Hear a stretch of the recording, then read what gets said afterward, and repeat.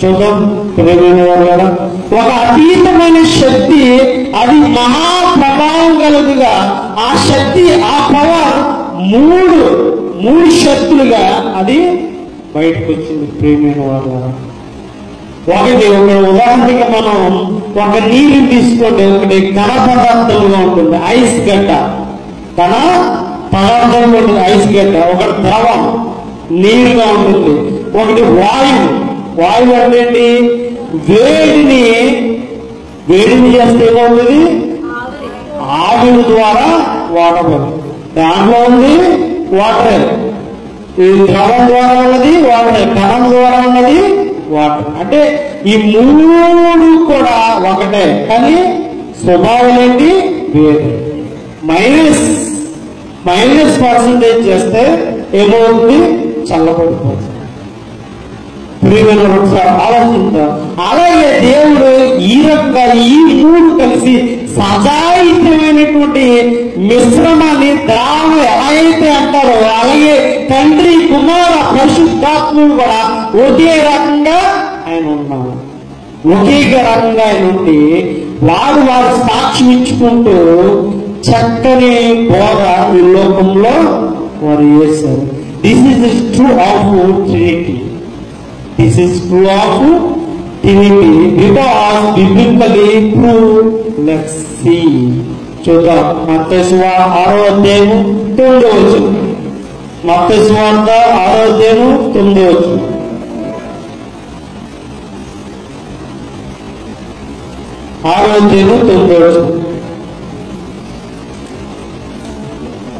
కాబట్టి చదువు.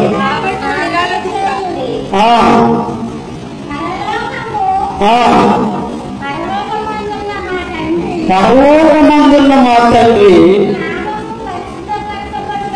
నీ పరలోకమందు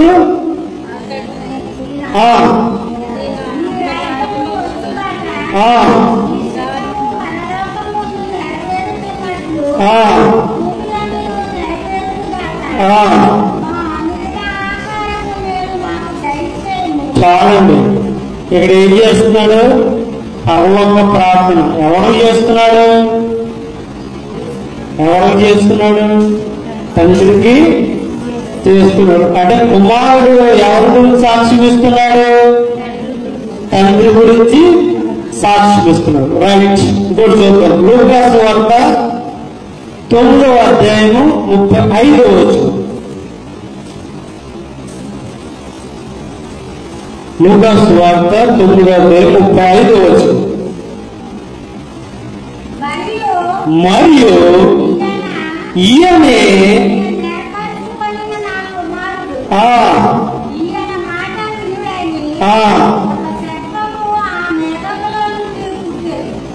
చాలండి. ఎక్కడి నుంచి వచ్చిందండి, మేఘంలోని వచ్చింది. ఎవరు ఇస్తున్నారు సాక్ష్యం, తండ్రి ఎవరి గురించి ఇస్తున్నాడు, కుమారుడు గురించి ఇస్తున్నాడు. అంటే తండ్రి కుమారుడు గురించి సాక్ష్యం ఇచ్చాడు, కుమారుడు తండ్రి గురించి సాక్ష్యం ఇచ్చాడు. అదేవిధంగా మొదటి పేతురు 1వ అధ్యాయం 12వ వచనం.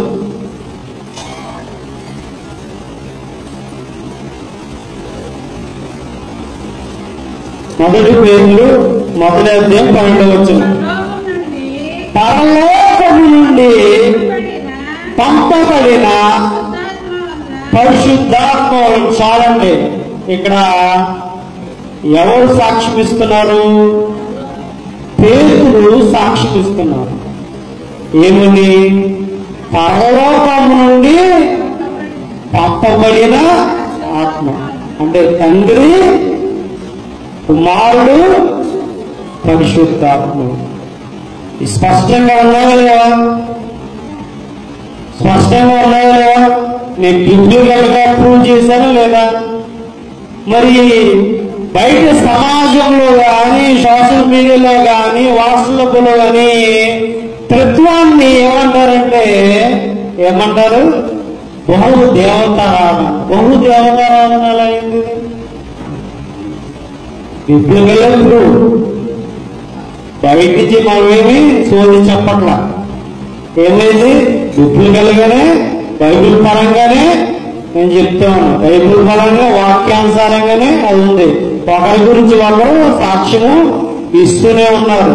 బయట నుంచి ఏం తేలేదు కదా, బయట నుంచి ఏం తెచ్చిపెట్టలేదు కదా దీంట్లో. కానీ చాలా మంది ఈ రోజు త్రిత్వాన్ని ఏమంటున్నారంటే బహుదేవతారాధన ఎలా అవుతుంది? తండ్రి తన పరిచర్యలో కుమారుడు పంపించాడు, కుమారుడు ఆధారకర్త పంపించాడు. వీళ్ళు ముగ్గురు ఒకే పని చేస్తున్నారు, ఒకే దేవుడుగా ఉన్నారు. రూపాలు వేరైనా, పదాలు వేరైనా, పేర్లు వేరైనా నిత్యము తత్వంలో నిత్యత్వం కలిగినటువంటి వాడుగా ఆయన ప్రేమ తండ్రి యొక్క కుమారు యొక్క పరిశుద్ధాత్మ యొక్క నామమున ఏం చేయాలి? బాప్తిస్మం ఇవ్వాలి. అంటే యేసు నామం బాప్తిజం చేస్తే చల్లదు, తండ్రి తరపు బాప్తిజం చేస్తే చల్లదు, పరిశుద్ధాత్మ తరపు బాప్తిజం చేస్తే చల్లదు. మనకేమున్నది? తండ్రి కుమార పరిశుద్ధాత్మ త్రిత్వంలో నిత్యత్వం కలిగినటువంటి దేవుడు ప్రేమిని వాళ్ళ. ఓ పితా సుత శుద్ధాత్మ ఒక్క దేవుండవు. ఓ పితా సుత శుద్ధాత్మ ఒక్క దేవుండవు. ఎలా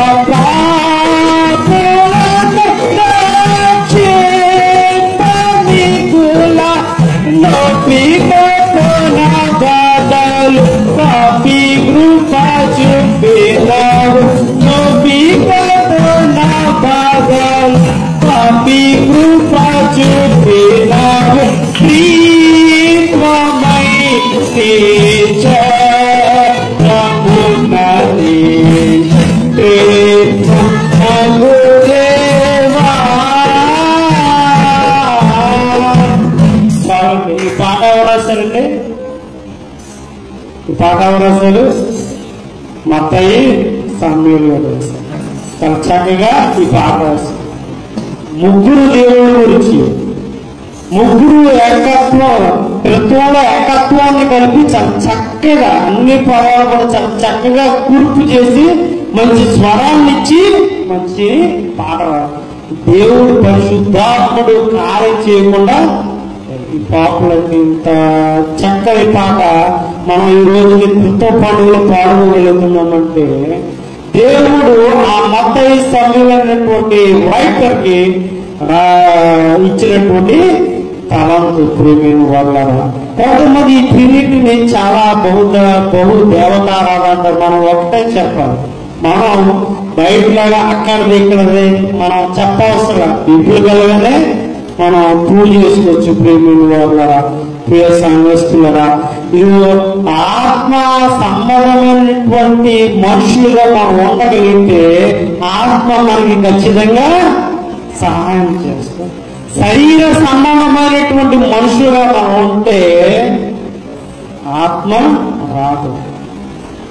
ఆత్మ ప్రతి విషయంలోనూ దేవుని చిత్తం, దేవుని చిత్తం, దేవుని చిత్తం. దేవుని చిత్తం ఏంటి? నువ్వు ఎక్కడో పార్చిపోగొట్టుకున్నావు, అది నీ అవిధేయత, లేదా నీ అజాగ్రత్త. నువ్వేం చేయలేవు. ఫ్యాన్లు గట్టిగా వానగట్టు పెట్టుకుని నువ్వు ప్రయాణం చేయవు. లేదా ఈ ఏటలో లేదా ఎక్కడో జాలిపల్లిగా పెట్టుకుంటే దేవుని చిత్తం అయిపోతా. నీ అజాగ్రత్త. కాబట్టి ఆత్మ మనలో ఉంటే ఎప్పుడైతే ప్రార్థన పూర్వకంగా మనం ఉండగలుగుతామో అప్పుడే దేవుడు మనకు సహాయం చేసేటటువంటి వాడిగా ఆయన ఉన్నారు. చూద్దాం. ఎఫెసీయులకు రాసిన పత్రిక 1వ అధ్యాయము, అపోస్తలుడైన పౌలు ఎఫెసీయులకు రాసిన పత్రిక 1వ అధ్యాయము 11వ వచనం.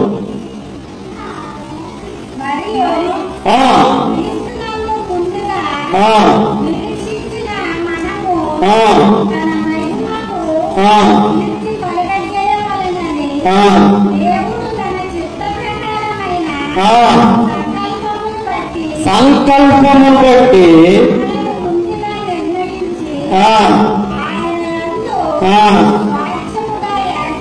చాలా స్వాస్థ్యముగా ఈ మాట ఎవరు మాట్లాడుతున్నారు?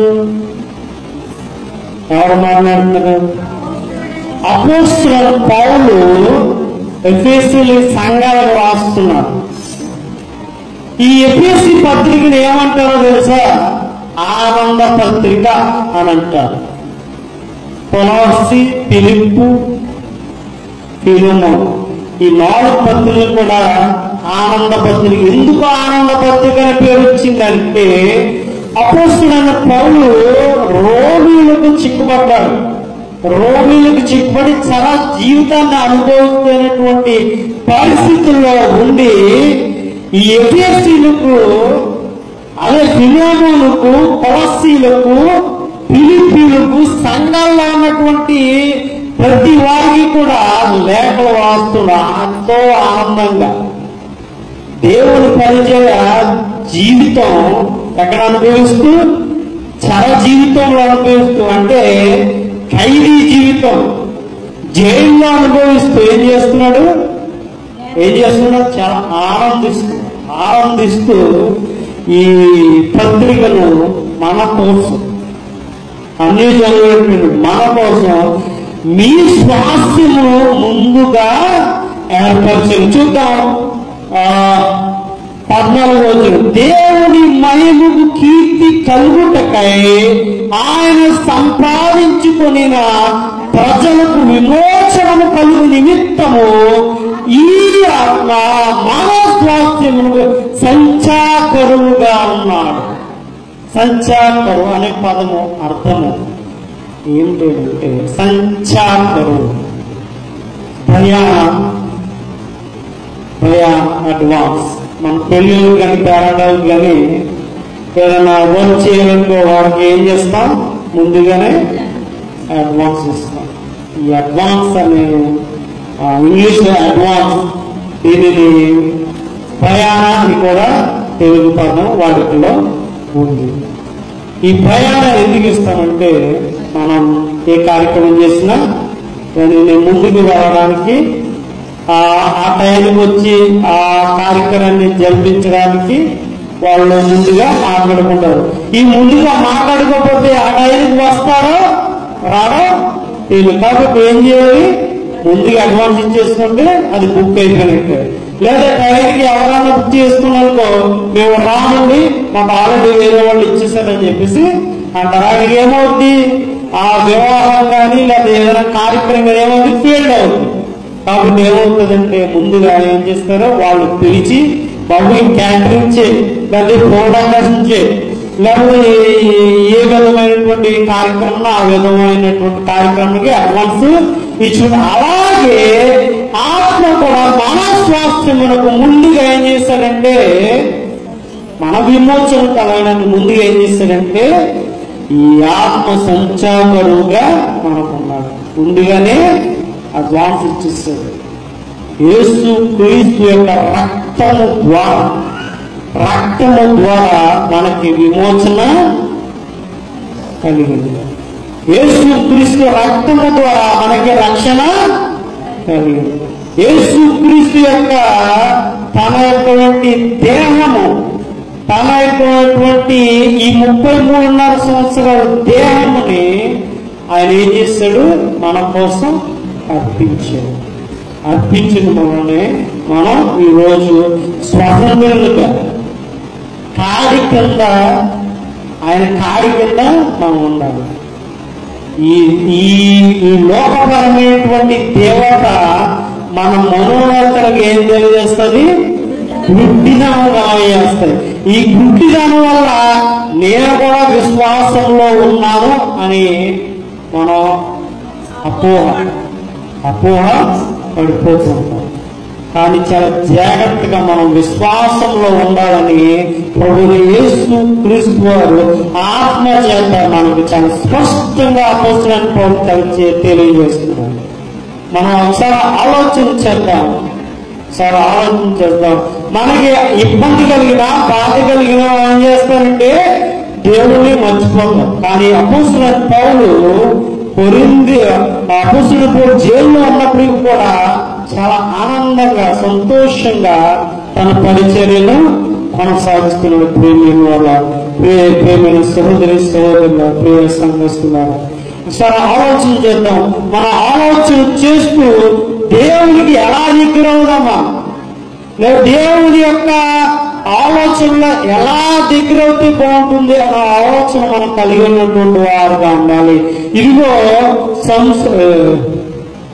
సొలొమోను చేసిన ప్రార్థన దేవుడు అంగీకరించబడ్డాడు. కాబట్టి ఇదిగో నీవు నన్ను ఏమడిగా జ్ఞానం అడిగావు. దేనికి జ్ఞానం అడిగావు? ఇశ్రాయేలు జనాంగాన్ని చెప్పాలి. ఇశ్రాయేలు జనాంగాన్ని నీతి న్యాయములతో పరిపాలించుటకు, దేనితోటి నీతి న్యాయములతో పరిపాలించుటకు జ్ఞానం కావాలన్నాడు. అష్టైశ్వర్యాలు కావాలని లేదు, తర్వాత యుద్ధ పరికరాలు కావాలని లేదు, తర్వాత జనాంగం కావాలని లేదు, జ్ఞానం కావాలన్నాడు. కాబట్టి దేవునికి ఇష్టమైన ప్రార్థన చేశాడు ఒకటి, వెంటనే అంగీకరించాడు. మనం కూడా మన ప్రార్థనలు శుద్ధాత్మ దేవుడికి ఎలా ఉండాలంటే అంగీకరించబడినటువంటి ప్రార్థనగా మనం ఉండాలి. ప్రియమైన వాళ్ళ ప్రియ సంఘస్థులు, ఎంత ఆనందం అంటే మహా సంతోషంతో మహా ఆనందంతో దేవుని పరిచర్య మనం చేసేటువంటి వారిగా మనం ఉండాలి. చూద్దాం.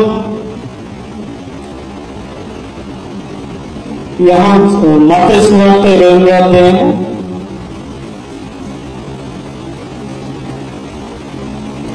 మత్తయి సువార్త 20వ అధ్యాయం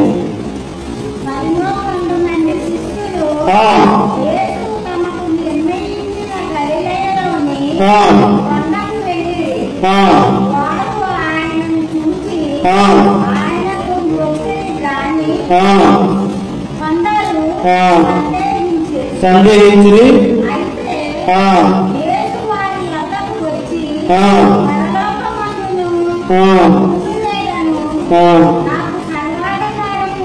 చాలండి. పరలోకమందును భూమి అందును ఈ శిష్యులు అనేటువంటి వారు ఎంత అవిధేయులంటే, ఎంత అవిశ్వాసులంటే, యేసు క్రీస్తు ప్రభువారిని అద్భుత కార్యాలు, ఆశ్చర్య కార్యాలు అన్ని చూశారు. కానీ ఏం చేశారు? విశ్వసించలేకపోతున్నారు. చూసి నమ్మిన వారి కంటే చూడక నమ్మిన వారు ధన్యులు. మీరంతా ఎవరు? ధన్యులు. మీరు చూసారా? చూడాలి. కానీ వాక్యం ద్వారా మనం దేవుణ్ణి నమ్మాలి. He recognized Jesus as a savior. He recognized Jesus as a God. ఎవరైతే యేసు క్రీస్తు ప్రభువుని రక్షకుడిగా, దేవుడిగా గుర్తిస్తారో వారు ఫలిస్తారని దేవుని వాక్యం సెలవిస్తుంది. సరే ఆలోచన చేద్దాం. ఆ ఇద్దరు దొంగల్లో ఒక దొంగ, మొదటి దొంగ ఏమన్నాడు? లోకంలో ఉండి లోకం మాటలు మాట్లాడు. కానీ రెండవ దొంగ మనకు నేరాలు, ఘోరాలు, హత్యలు అన్ని చేస్తాం, దేశ ద్రోహులుగా మనం ఉన్నాం. కానీ ఆ మధ్యలో నుండి యేసు క్రీస్తు ప్రభువారు మాత్రం ఏ పాపము చేయలేదు, ఏ నేరము, ఏ దూషణ చేయలేదు. మనకి ఈ శిక్ష సబబే, కానీ ఆయన పరిశుద్ధుడు, నిష్కలంకుడు, పాపులు వచ్చాక ప్రత్యేకంగా ఉన్నటువంటి దేవుడు. కాబట్టి ఆయనకి శిక్ష అని చెప్పేసి ఆయన క్షుణ్ణంగా చూశాడు. క్షుణ్ణంగా చూసి, ప్రభువా నీవు నీ రాజ్యము నన్ను జ్ఞాపకం చేసుకోవాలంటే వెంటనే ఏమంటాడు? నీవు నాతోనే పరదేశంలో ఉందని చెప్పేసి గొప్ప అవకాశం పొందుకున్న. అప్పటి వరకు పాపిగా ఉన్నటువంటి వ్యక్తి ఏమయ్యాడు? వెంటనే పరదేశికి, పరలోకం కాదు, పరదేశికి వెళ్ళిపోయాడు. ప్రేమైన వాళ్ళు ఒకసారి ఆలోచించేద్దాం. మన విశ్వాసంతో ఉన్నప్పటికీ కూడా ఒక్కొక్కసారి పాపంలో పడిపోతాం. వెంటనే మనం ఏం చేయాలి? వెంటనే మన పాపాన్ని ఒప్పుకోవాలి. వెంటనే వాడు చూశాడు, వాడు ఫలించాడు. ఎందుకు అన్నాడు రాన్స్ వద్ద 15వ అధ్యాయం మొదటి, నా తండ్రి వ్యవసాయకుడు, నేను ద్రాక్షవల్లి, నా తండ్రి వ్యవసాయకుడు, కాబట్టి నాలో ఫలించిన ప్రతి తీగను కూడా ఏం చేస్తాడు? కట్ చేసి అవునా వాడేస్తాడు. కాబట్టి ఏం చేయాలి? మనం ఫలించేవారిగా ఉంటాం. ఫలించి అభివృద్ధి పొందేటటువంటి వారుగా ఉంటేనే మనం ఏదైనా చేయగలం. ప్రియమైన వాళ్ళ ప్రియ సహోదరుల,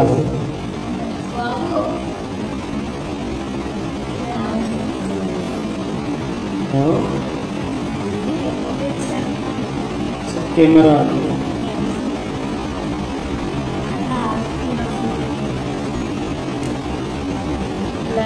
నేనే మార్గము, నేనే సత్యం, నేనే జీవమును,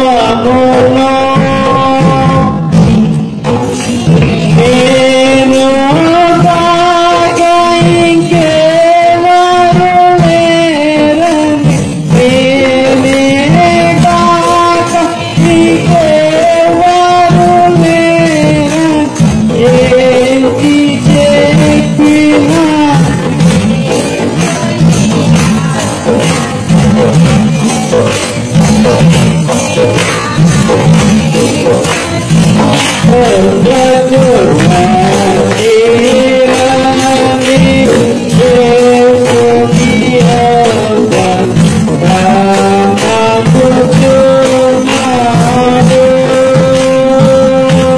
దేవునికి స్తోత్రం. అదేవిధంగా మనము కూడా మన విశ్వాసంలో ఒక పక్కన దుఃఖము, వ్యాధులు, బాధ ఉన్నప్పటికీ కూడా, మన శ్రమలో ఉన్నప్పటికీ కూడా మనం ఎవరిని చూడండి? శుద్ధాత్మ దేవుణ్ణి చూడండి. తత్వంలో ఏకాత్మ కలిగినటువంటి దేవుణ్ణి చూడండి. మనకి పరిశుద్ధ లేఖన భాగాల్లో ఎన్ని పుస్తకాలు ఉన్నాయి? 66 పుస్తకాలే ఉన్నాయని మనం అనుకుంటాం. 66 పుస్తకాలే ఉన్నాయనుకుంటాం. కావాలి 77 పుస్తకాలు. మనం 77 పుస్తకాలు. మనము ఈ లూథరన్, ఈ మిషనరీ, ఈ వ్యవస్థాపకుడైనటువంటి మార్టిన్ లూథర్ ఎక్కడి నుంచి వచ్చినవాడు? ఆర్సిఎం మిషనరీ నుంచి. అక్కడ ఉన్నటువంటి అవినీతి చర్యలకు ఆయన ఏం చేశాడు? నీతిమంతులు విశ్వాస మూలముగా జీవించగలిగితే, విశ్వాస మూలంగా జీవించడని అక్కడ ఉన్నటువంటి కట్టుబాట్లు వ్యతిరేకించి ఏం చేశాడంటే ఒక ఉద్యమాన్ని చేపట్టాడు. ఈ లూథరన్ మిషనరీని ఆయన స్థాపించి చేశారు. కాబట్టి ఈ తత్వంలో నిత్యత్వాన్ని ఆయన తెలుసుకున్నాడు. కాబట్టి నీతిమంతుడు విశ్వాస మూలముగా జీవించును. నీతిమంతుడు విశ్వాస మూలముగా జీవించిన అంటే వాక్యానుసారంగానే చేయాలి. విగ్రహారాధనలు, ఈ లోకమైనటువంటి ఆచారాలు మనం చేయకూడదు. This is indigenisation of country in India. ఇది ఎటువంటి విగ్రహారాధన సంబంధమైనటువంటి పూజించేటువంటి ఆరాధన ఆలయంగా, దేశంగా ఇది ఈ భారతదేశం. భిన్నత్వంలో ఏకత్వం కలిగినటువంటి, అంటే భిన్నత్వంలో ఏకత్వం అంటే అనేక మతాల సమ్మేళనం, అనేక కులాల సమ్మేళనం, అనేక వర్గాల సమ్మేళనమే భిన్నత్వంలో ఏకత్వం. మనందరము కూడా ఎన్నో మతాలు ఉండవచ్చు, ఎన్నో వర్గాలు ఉండవచ్చు, ఎన్నో కులాలు ఉండవచ్చు, ఎన్నో భాషలు ఉండవచ్చు, ఎన్నో వ్యత్యాసాలు ఉండవచ్చు. కానీ భారతదేశం వచ్చినప్పుడు ఏంటంటే భిన్నత్వంలో ఏకత్వం. నిత్యత్వంలో మనమందరం కూడా కలిసి ఉండాలి. అందుకే త్రిత్వాన్ని చాలా చక్కగా వివరించారు పెద్దలు, పండితులు. ఈ యొక్క మార్టిన్ లూథర్ ఈ మిషనరీని ఆయన అప్పుడు స్థాపించకపోతే మనం ఎక్కడ ఉండేవారు అనే ఆలోచన మనకుండా దేవుని బిడ్డలుగానే ఉంటాం. కానీ ఈ మిషనరీ చేసినటువంటి సేవ వల్ల మనం వారికి ఏమయ్యా వారి యొక్క స్వార్థకు అనుకూలంగా, వారి యొక్క స్వార్థకు అనుకూలంగా దేవుని యొక్క మాటల ద్వారా మనం రక్షించబడి దేవునిలోకి వచ్చాం. ఆయన చేసినటువంటి వారు చేసినటువంటి శ్రమలు ఎలాంటివి అంటే మరణం కూడా ఇక్కడే మరణించవలసింది. మిషనరీ చేసినటువంటి సేవ మరణాలు భారతదేశంలోనే వారు మరణించేటువంటి పరిస్థితులు ఈ భారతదేశంలో ఉన్నాయి. కాబట్టి ప్రియమైన వారు అటువంటి భయంకరమైన పరిస్థితుల్లో బైబిల్ మార్టిన్ లూథర్ బయటికి తీసుకొచ్చారు. బయటికి తీసుకొచ్చి సర్వలోకానికి వెళ్ళి సర్వ సృష్టికి మీరు సువార్త ప్రకటించుడని శిష్యులకి ఏ రీతిగా అయితే చెప్పాడో దానిని సంకల్పంగా తీసుకుని ఆయన మార్టిన్ లూథర్ చేసినటువంటి సంఘ సంస్కరణ ప్రపంచ దేశాల్లో కూడా అది విస్తరింపబడింది. ప్రేమ వల్ల ఈరోజు 40 లక్షల పైగే మనం లూథరన్స్ ఈ రాష్ట్రంలో 40 లక్షల పైగానే విశ్వసిస్తున్నటువంటి విశ్వాసులుగా అత్యధిక సంఖ్య కలిగినటువంటి రాష్ట్రంగా భారతదేశంలో ఆంధ్రప్రదేశ్ రాష్ట్రంగా ఉంది. ప్రేమ వాళ్ళ ప్రియ సంఘస్థులారా, కాబట్టి ఏదైతే మత్తయి సువార్త 8వ అధ్యాయంలో ఈ 18వ వచనము నాకు పరలోకం నందు భూమి యందు నాకు సర్వాధికారం ఇవ్వబడింది, కాబట్టి మీరు వెళ్ళి సమస్త జనులను శిష్యులుగా చేయండి, తండ్రి యొక్క కుమారుని యొక్క పరిశుద్ధాత్మ యొక్క నామంలో వారికి బాప్తిస్మమిచ్చుచు నేను మీకు ఏ సంగతులను ఆజ్ఞాపించుతున్నో వాటన్నిటిని గైకొనవలని వారికి బోధించుడి. ఇక్కడ మనకి 3 పాఠాలు ఉన్నాయి. ఒకటి పాత నిబంధన, పత్రిక, సువార్త. ఈ 3 పాఠాలు కంపల్సరీ మన అందరం కూడా ఈ 3 పాఠాల గురించి ఇక్కడ వచ్చినట్టు యాజకులు ఎవరైనా సరే, పాస్టర్ గారు ఎవరైనా సరే ఈ 3 పాఠాల్లో కూడా అనుగుణంగా చేసుకుని వాక్యాన్ని బోధించారు. కానీ ఇవి ఎక్కడ కూడా బయట ఉండవు. ఇవెక్కడ కూడా బయట ఉండవు. అంటే పాత నిబంధనలో ఉన్నటువంటి సత్యం ఏదైతే ఉందో ఆ సత్యాన్ని నూతన నిబంధనలోనూ పత్రికల్లోనూ దానిని ఏం చేయాలి, కలుపుకొని అనలైజ్ చేసి వాటిని విశదీకరించి ప్రజలకు బోధించాలి. ఆ వాక్యము మత్తయి సువార్తలో ఉన్నటువంటి వాక్యము, అదేవిధంగా ఎఫెసీయులకు రాసిన పత్రికలో ఉన్నటువంటి వాక్యము, అదేవిధంగా పాత నిబంధనలో ఉన్నటువంటి వాక్యము 3 కూడా వేరవచ్చు. కానీ అది ఏం తెలుపుతుందంటే దేవుడు ఒక్కడే, దేవుడు ఒక్కడే, ఆయనే ప్రభు అయిన యేసు క్రీస్తు ప్రభు.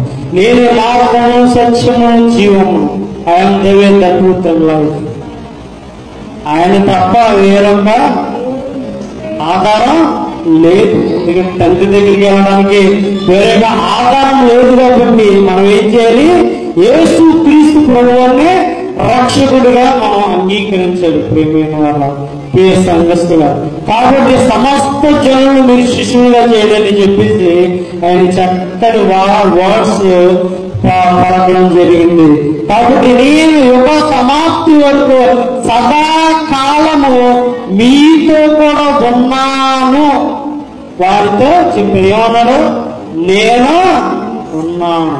ఏమన్నాడు, నేను ఉన్నాడు. ఈరోజు అంశం ఏంటి? నేను ఉన్నాను.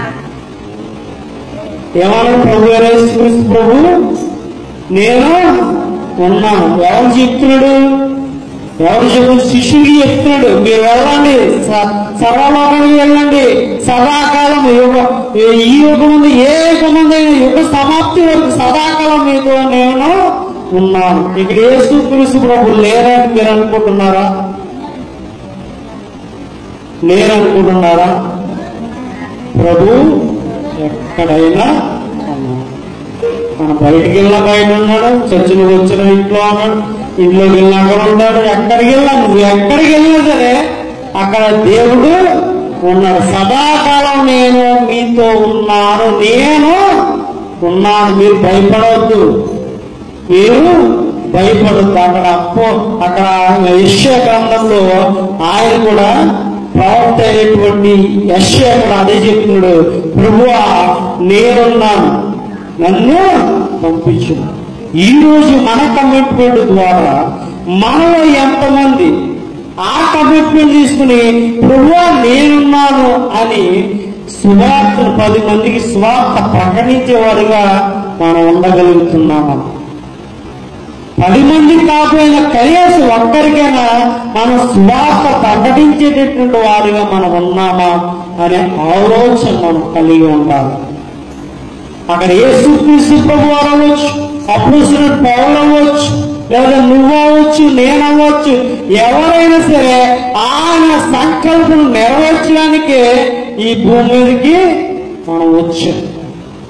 ఈ భూమి మీదకి మనం వచ్చి, అంతేగాని శుభ్రంగా ఇల్లు కట్టేసుకుని శుభ్రంగా కాళ్ళ మీద తిరిగేసి ఎంజాయ్ చేయడానికి మనం ఈ భూమి మీద ప్రతి మనిషి ఈ భూమి మీద పుట్టడానికి కారణం ఉంది. కాబట్టి అక్కడ వెళుతూ ఉన్నప్పుడు ఈ గుడ్డివాడు ఈ గుడ్డివాడైనందుకు వాళ్ళ తల్లిదండ్రులు చేసిన పాపమా, వీడి చేసిన పాప అంటే అక్కడ ఏమంటాడు ప్రభు? దేవుని యొక్క మహిమ ప్రజలకు తెలియజేయడం, దేవుని యొక్క ఆశ్చర్య కార్యాలు ప్రజలకు తెలియజేయడానికి ఏమవ్వాలి? గుడ్డివాడిగా వాడి వెంటనే స్పష్టత పడతాడు. అనేక మనుషుల ద్వారా మహిమ తెచ్చుకునేటువంటి వాడు గుడ్డివారి ద్వారా, మోసకాల చేతులు గల అనేక మంది స్త్రీల ద్వారా ఆయన మహిమ తెచ్చుకునేటువంటి వాడుగా ఉన్నాడు. ప్రాణమే లేదు అని చెప్పి సద్దికేయులకు నోరు మోయించినటువంటి దేవుడు ప్రభు యేసుక్రీస్తు. అప్పటికే లాజరు 4 రోజులైంది చనిపోయి, అప్పటికే లాజరు 4 రోజులు అయిపోయింది చనిపోయి. కానీ పునరుత్థానం ఉంది. మనిషి చనిపోతే శరీరానికి చావు ఉందను కానీ ఆత్మకి చావు లేదని చెప్పి లాజరు వెంటనే బయటికి రా అన్నప్పుడు మాట ద్వారా వాడు వెంటనే అటువంటి అద్భుతమైనటువంటి కార్యం చూశాడు శిష్యుడు.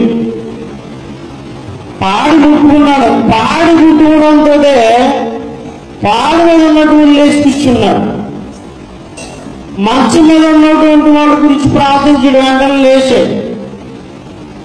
అటువంటి అద్భుత కార్యాలు క్రియలు చూసినప్పటికీ కూడా ఈ శిష్యులు ఏమంటున్నారంటే దేవుని యందు విశ్వాసము ఉంచలేకపోతున్నారు.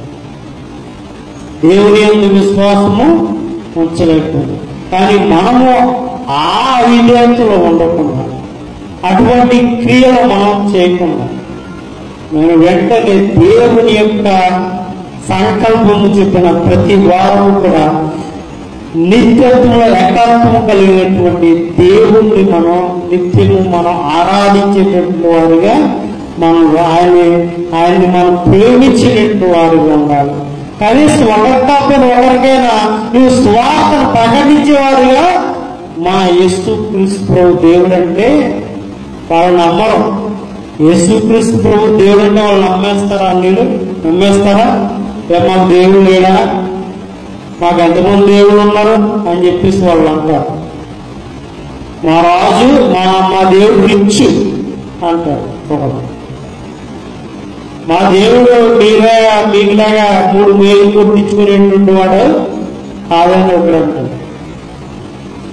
కాబట్టి యేసు క్రీస్తును నమ్మే విధంగా ఎలా చేయాలంటే కేవలం నీ సాక్ష్యం ద్వారా, నీ క్రియల ద్వారా, సమాజంలో నువ్వు చేసేటువంటి మాట ద్వారా, క్రియల ద్వారా నువ్వు యేసు క్రీస్తు ప్రభువుని మహిమపరచాలి. నోటి మాట ద్వారా చెప్పేస్తే వాడు మారడు. నోటి ద్వారా చెప్పేస్తే నేనే చెప్పేస్తాను నోటి ద్వారా. అందుకే ఆవిడంటారు, ప్రార్థించే పనుల కన్నా సాయం చేసే చేతులు. సాయము చేయాలి, వారి కొరకు ప్రార్థన చేయాలి. అటువంటి సాక్ష్యాన్ని మనం కలిగి ఉండాలి. అటువంటి సాక్ష్య జీవితాన్ని మనం పొందగలిగితే ఖచ్చితంగా దేవుడు మనకి, మన కుటుంబాలకి నిత్యమైనటువంటి ఆశీర్వాదాలు మనం కలిగజేస్తాం. అమ్మగారు ఉన్నారు, పెద్ద పెద్ద వయస్సులు ఉన్నారు. వారి ఇంటిగా ఉండి టీవీ చూసుకుని వాళ్ళ కాలం వెళ్ళిపోతుంది. వాళ్ళు ఎందుకు వచ్చారు? దేవుని మందిరానికి, దేవుని మాటలు వినాలి, దేవుని యొక్క వాక్యం వినాలి అని ఎందుకు వచ్చారంటే ఖచ్చితంగా దేవుని నోట నుంచి మాట ద్వారా వారు ఆదరణ పొందగలుగుతారు. ఎముకల శక్తి, శరీర దృఢత్వం వారికి కలుగుతుంది. అదే ఇంటి ముందు లేకపోతే టీవీ ముందు ఆ కాకమ్మ కథలు చెప్పుకుంటూ పోతే ఏమవుతుందంటే మొత్తం కూడా సర్వనాశనం అవుతుంది. కాబట్టి ప్రియమైన వాళ్ళ మనం కూడా మన సాక్ష్యం ద్వారా, మన క్రియల ద్వారానే దేవుణ్ణి మహిమపరిచేటట్టు వారిగా ఉండాలి. ఈ శిష్యుడు నమ్మలేదు, చూసినా కానీ వారు నమ్మలేదు. అపోస్తలుడైన పౌలు ఆయన ఖైదీలో ఉన్నప్పటికీ కూడా సంతోషంగా సువార్త ప్రకటిస్తున్నారు. యెషయా అవిశ్వాసంతో ఉన్నప్పటికీ కూడా విశ్వాసం మరలా వచ్చి నేనున్నానని చెప్పిస్తాను. యేసు క్రీస్తు ప్రభు కూడా నేనున్నాను, మీరు కంగారు పడొద్దు, మీరు అధైర్యపడొద్దు అని చెప్పేసి ఆయన ధైర్యపరుస్తున్నారు. కాబట్టి మనం కూడా మన సంఘస్థులు అనేటువంటి మనం ఒక్క మనిషి అయినా సరే, ఒక్క మనిషి కొత్త మనిషి దేవుని యొక్క మందిరంలోనికి తీసుకొచ్చేటటువంటి వారిగా దేవుని మందిరానికి రావట్లేదు జన్మ అంటే ఏంటి? మన క్రియలు సరిగ్గా లేవు, మన మాటలు సరిగ్గా లేవు, మన ప్రవర్తన సరిగ్గా లేవు. ఖచ్చితంగా మన కుటుంబ సభ్యులందరినీ కూడా మనం వారి కొరకు ప్రార్థన చేసి, వారి కొరకు మనం ఆలోచించి దేవుని మందికి రెండే ఒక్క ఆదివారం ఒక్క 2 గంటలు గడిపితే 1000 దినముల కంటే శ్రేష్టమని లేఖన భాగాలు సెలవిస్తున్నాయని చెప్పేసి మీరేం చేయాలంటే మీ కుటుంబ సభ్యులందరినీ కూడా, పిల్లలను, పెద్దవాళ్ళందరినీ కూడా దేవుని మందిరంలో 2 గంటల పాటు కూర్చోబెట్టాలి. అలా కూర్చోబెట్టగలిగితే వెంటనే మీ కుటుంబానికి మీకు ఆశీర్వాదం. ఎపోదేదం ఇంట్లో మందసము 3 నెలలు ఉంది. ఆ 3 నెలల మందస్సు ఉండగా ఏమైందో కుటుంబము ఆశీర్వదించబడి. ఎవరికి ప్రేమైన వారు మనము కూడా మన యొక్క జీవితం, క్రైస్తవ జీవితం దేవుని మందిరానికి ఒకరిని తీసుకొచ్చేటటువంటి స్వభావం, కష్టతరము మనం కలిగి ఉన్నాం. దేశం నుండి వచ్చి అనేక నెలల పాటు ఈ సముద్రం గుండా ప్రయాణం చేసి ఇక్కడికి వచ్చి అనేక మందిని దేవుని యొక్క సువార్తలు మార్చి ప్రతి ఒక్కరిని కూడా దేవుని వైపు తిప్పిన ఆ మిషనరీ కష్టం ముందు మన కష్టం ముందుకు ఆదిమ సంఘ చరిత్రలో జరిగినటువంటి హింసలకు చూస్తే ఈ నేడు జరిగే హింసలు పెద్ద హింసలు కాదు. అప్పుడు మనుషులు యేసుక్రీస్తు నమ్ముతున్నామంటే రోమీలు ఏం చేసేవారంటే నూనెలా కాశీ వేసేసారు, అడ్డంగా పోయేసారు, పొడి చేసేవారు. భయంకరమైన శిక్షలు రోమీలు వేశారు. అటువంటి పరిస్థితి నుంచి దేశవ్యాప్తంగా ప్రపంచవ్యాప్తంగా అగ్రగామిగా ఉన్నటువంటి జనసంఖ్య ఏదైనా ఉంది అంటే అది క్రిస్టియానిటీ మాత్రమే. అది క్రిస్టియానిటీ మాత్రం. ప్రపంచ 200 దేశాలు అత్యధికమైనటువంటి మతముగా అత్యధిక ప్రభావమైన ప్రపంచవ్యాప్తంగా నేటికి విస్తరింపబడుతున్నటువంటి మతముగా క్రైస్తవత్వంగా క్రీస్తుని అనేక మంది ఆరుస్తారు. మనం కూడా మన బాధ్యత ప్రకారం ఒక్కరినైనా సరే దేవుని మందిరానికి దేవుని మాటలు వినడానికి ఒప్పించాము. దేవుడు అటువంటి కృప